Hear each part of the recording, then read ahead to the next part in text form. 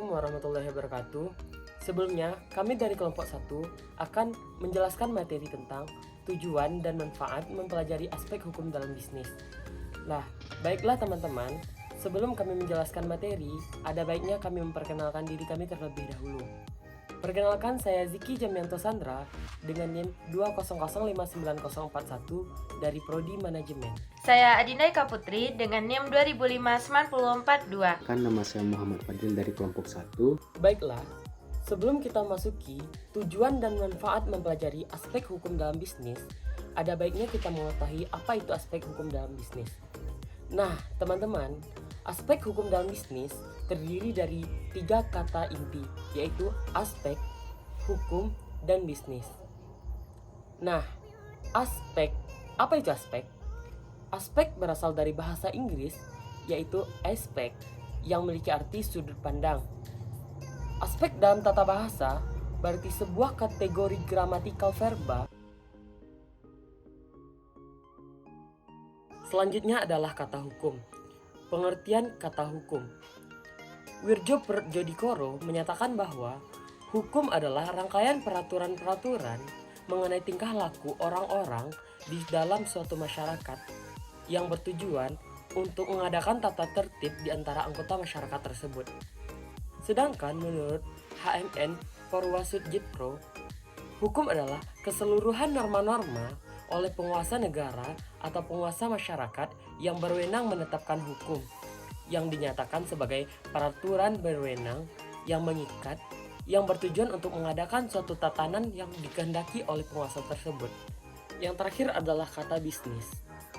Bisnis bisa dikatakan dengan segala sesuatu yang bisa dikonvert untuk menjadi uang. Jadi, adapun pengertian dari aspek hukum dalam bisnis adalah berbagai timbangan dan sudut pandang akan legalitas suatu kegiatan untuk menghasilkan uang. Pengertian aspek hukum dalam bisnis menurut berbagai ahli. Yang pertama adalah menurut Munir Fuadi. Munir Fuadi menjelaskan bahwa hukum bisnis merupakan suatu perangkat atau kaidah hukum yang mengatur mengenai tata cara pelaksanaan, urusan, atau aktivitas dagang, industri, dan keuangan. Yang kedua adalah menurut Abdul Haji Saliman dan kawan-kawan. Menjelaskan tentang keseluruhan dari peraturan-peraturan hukum baik yang tertulis maupun tidak tertulis dalam praktek bisnis.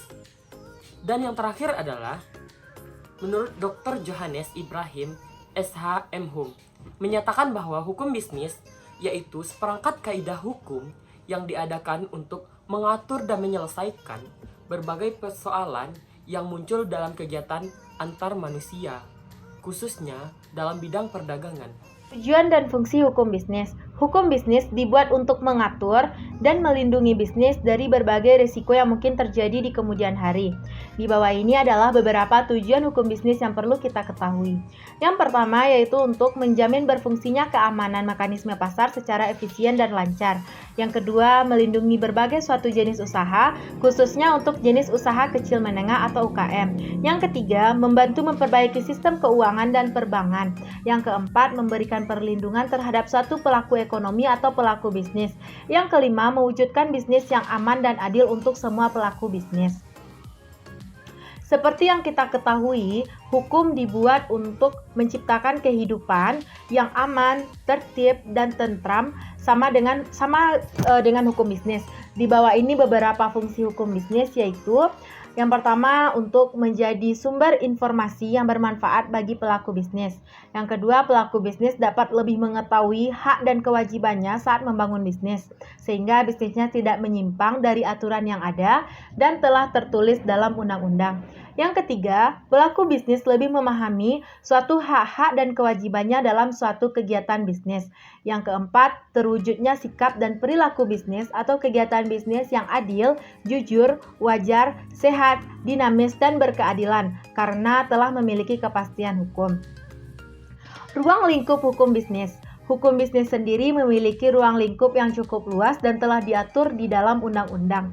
Pada umumnya, ruang lingkup hukum bisnis mencakup beberapa hal seperti bentuk badan usaha yaitu PT, firma, CV, dan sebagainya.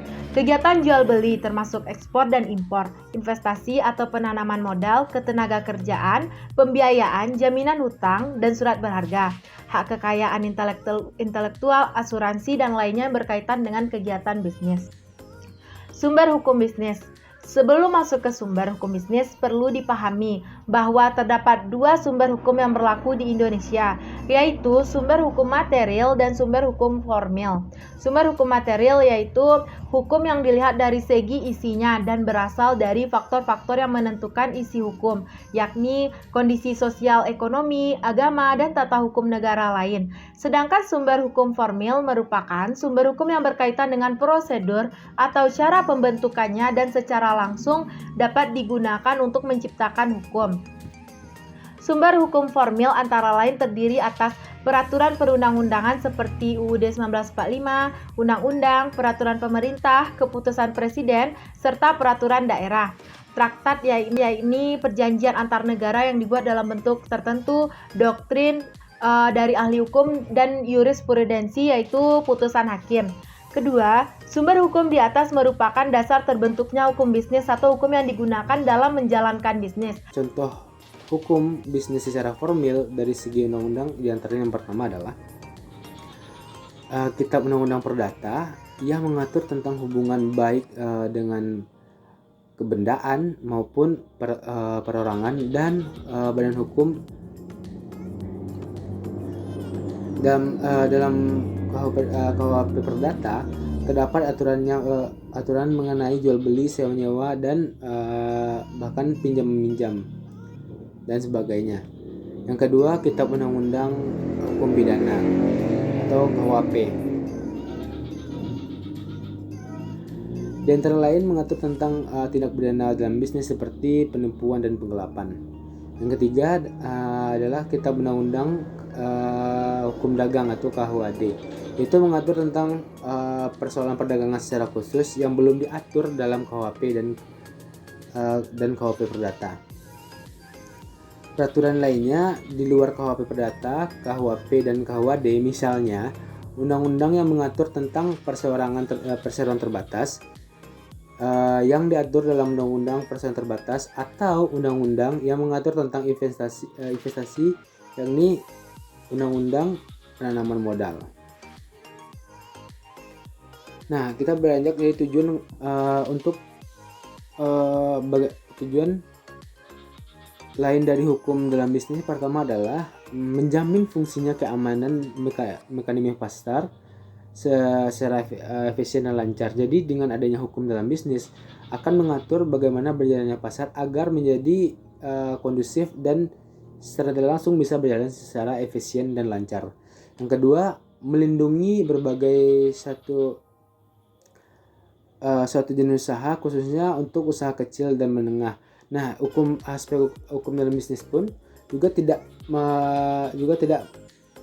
menyampingkan usaha-usaha kecil menengah atau UKM agar dapat dilindungi dan dapat mensupport agar UKM ini juga dapat berusaha dengan adanya hukum-hukum yang berlaku. Yang ketiga, membantu memperbaiki sistem keuangan dan perbankan. Nah, dengan adanya hukum dalam bisnis ada beberapa peraturan yang harus dipenuhi. Nah, termasuknya adalah bagaimana suatu usaha dapat memperbaiki sistem keuangannya dan perbankannya, itu seperti kredit dan atau pinjaman sebagainya macamnya. Itu diatur oleh hukum dalam bisnis. Yang keempat itu memberikan perlindungan terhadap suatu perilaku ekonomi atau pelaku bisnis. Nah, jadi semua usaha yang ada di Indonesia itu diatur dan memberikan perlindungan kepada UKM tersebut untuk menjalankan usahanya. Yang kelima, mewujudkan bisnis yang aman dan adil untuk semua pelaku bisnis. Nah, dengan adanya hukum dalam bisnis diharapkan adanya ketentraman untuk menjalankan usaha bagi semua pelaku usaha, dan akhirnya ada rasa aman dan juga rasa adil untuk melakukan usaha-usaha bisnis. Ya, kita lanjut tentang manfaat lain dari mempelajari hukum dalam bisnis. yang mana dalam hal kita mempelajari aspek hukum dalam bisnis, yang pertama kita mengetahui aturan-aturan hukum yang berlaku dalam perdagangan. Yang kedua, kita dapat mengetahui dasar-dasar hukum dalam mendirikan sebuah perusahaan. Yang ketiga, kita dapat mengetahui hukum yang berlaku dan bagaimana cara menaatinya. Yang kelima, untuk memberikan bekal hukum kepada mahasiswa yang nantinya bakal akan bisa jadi membuka usaha ataupun bekerja di bidang perdagangan segala macamnya, itu bisa menjadi bekal dalam kehidupannya sehari-hari nantinya. Yang kelima, agar kita tidak dapat ditipu oleh orang lain karena kita dianggap buta hukum dan tidak mengerti peraturan-peraturan yang berlaku tentang perdagangan ataupun bisnis. Yang keenam, agar semua hasil produk yang kita ciptakan atau yang kita produksi dapat dilindungi oleh hukum dan memiliki legalitas sendiri atas kepunyaan kita.